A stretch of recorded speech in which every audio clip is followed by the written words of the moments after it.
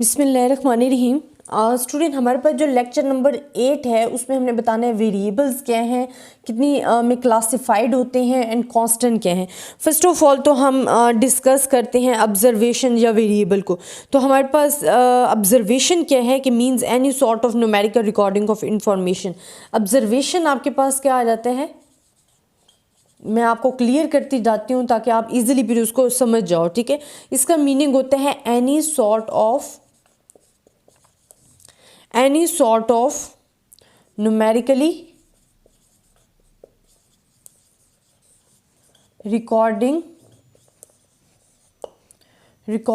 of information। हम कहते हैं any sort of numerical recording of information is called observation. Observation हमारे पास क्या है कि कोई भी न्यूमेरिकल रिकॉर्डिंग ऑफ इंफॉर्मेशन आपके पास है तो वो हमारे पास क्या है, ऑब्जर्वेशन है। अब हम क्या करते हैं कि अगर हम देखते हैं कि हम हाइट ले रहे हैं, स्टूडेंट्स के वेट मालूम करें, तो हमारे पास न्यूमेरिकल रिकॉर्डिंग ऑफ इंफॉर्मेशन है, दैट इज़ द ऑब्जर्वेशन। अब हमारे पास वेरिएबल्स क्या होता है, देखो वेरिएबल का जो वर्ड आ रहा है ना, इसकी डेफिनेशन अगर आप करना चाहो तो हम कहते हैं अ characteristic that varies with an individual और एन ऑब्जेक्ट। हमारे पास क्या होता है, वेरीज, जो वेरी करता है विद एन इंडिविजुअल और objects is called the variable. ठीक है, हमारे पास क्या है कि a characteristic that varies with an individual और an object is called a variable. For example age and weight. अब हम एग्जांपल कैसे दे रहे हैं, फॉर एग्जांपल मैंने आपको कहा एज या वेट। देखिए वेट हमारे पास वेरी करेगी, एज हमारे पास वेरी करेगा, चेंज होगा। एज आप अगर 7 ईयर्स को, तो इट डजेंट मीन कि आप 7 ईयर्स के ही रहोगे। ठीक है, तो आप क्या करोगे, वेरी करोगे।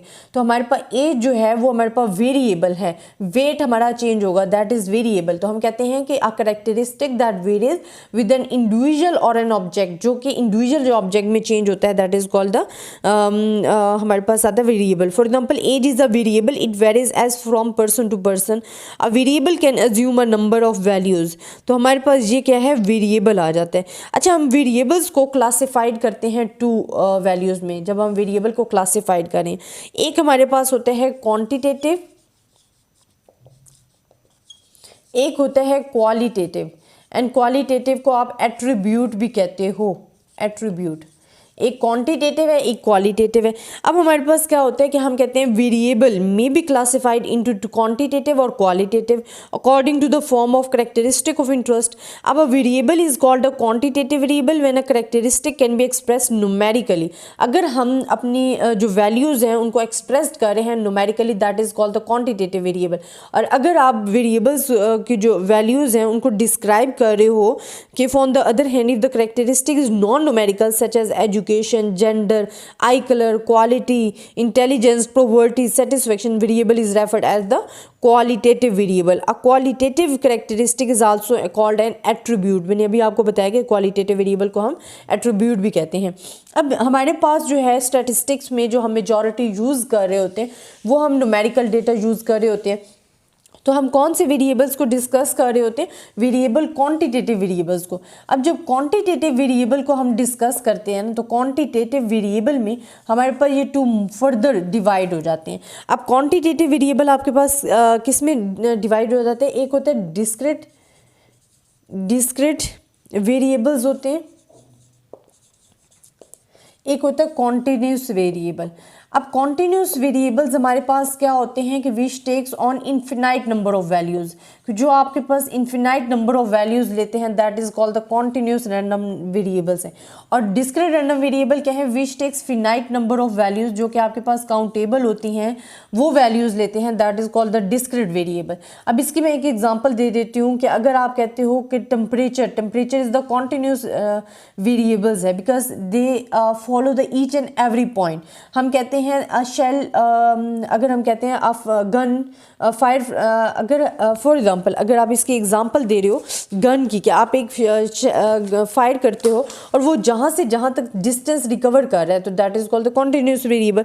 तो आप क्या कह सकते हो कि the distance a shell will travel after being fire from a gun, कि वो जो distance a shell will travel after being fire from gun है वो हमारे पास क्या है, कॉन्टिन्यूस रैंडम वेरिएबल है।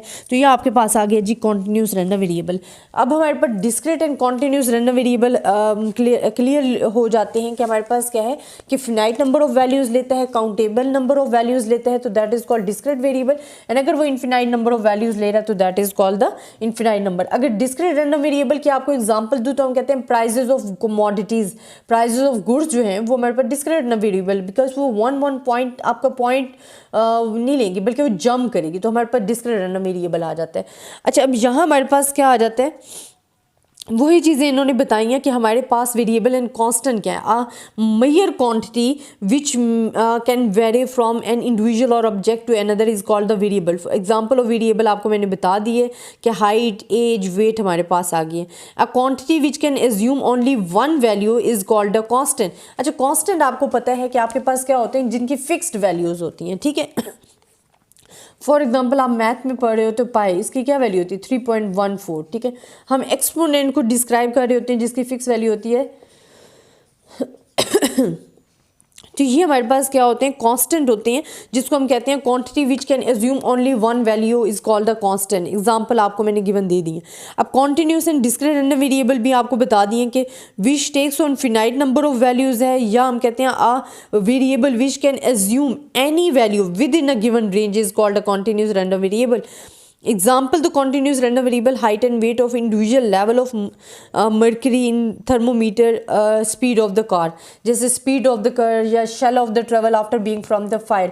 अब देखो the distance of shell will travel after being fired from the gun। आपने यहाँ से फायर किया, वो जो shell distance करेगा वो each and every point को लेके चलेगा, तो that is the example of continuous random variable के। डिस्क्रीट रैंडम वेरिएबल आपके पास क्या होता है कि which can assume only some specified value within the given range is called the discontinuous और डिस्क्रीट रैंडम वेरिएबल हमारे पास आ जाता है। जिस तरह मैंने आपको बताया कि अगर आप चेक करने जा रहे हो, नंबर सेलेक्ट करने जा रहे हो कि महल्ले में नंबर ऑफ चिल्ड्रन फैमिली में कितने हैं, हर फैमिली में तो किसी में 2 होंगे, किसी में 4 होंगे, 6 होंगे, मतलब पॉइंट टू पॉइंट नहीं चलेंगे बल्कि डिफरेंट नंबर ऑफ वैल्यूज ले सकते हैं, that is called the discrete variable. अब हमारे पास ये चीज़ आपको पता चल गई। क्वांटिटेटिव एंड क्वालिटेटिव डेटा मैंने अभी आपको बता दिए कि जो हमारे पास क्वांटिटेटिव वेरिएबल वो होता है जो आपके पास न्यूमेरिकल नंबर लेता है, एंड क्वालिटेटिव आपके पास क्या होता है, करैक्टरिस्टिक्स ऑफ क्वालिटी बयान कर रहा होता है, जैसे कि गुड, बैड, आई कलर या जो भी चीज़ें। तो ये हमारे पास आ गए हैं वेरिएबल। स्टूडेंट, आई होप आपको ये सिंपल जो कॉन्सेप्ट हैं वेरिएबल्स एंड कांस्टेंट के बारे में समझ में आए होंगे। अगर आपको फिर भी इसमें किसी किस्म का प्रॉब्लम है तो आप मुझसे डिस्कस कर सकते हो। तब तक के लिए अल्लाह हाफ़िज़।